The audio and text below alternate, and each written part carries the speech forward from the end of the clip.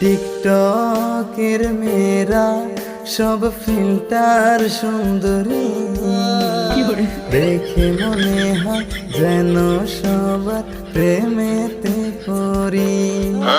কিন্তু না না না না না, প্রেমে পড়া যাবে না। কিন্তু না না না না না, মন দেওয়া যাবে না।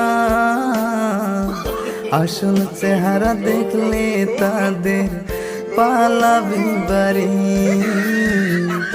আসল চেহারা দেখলে তাদের পালাবি বাড়ি।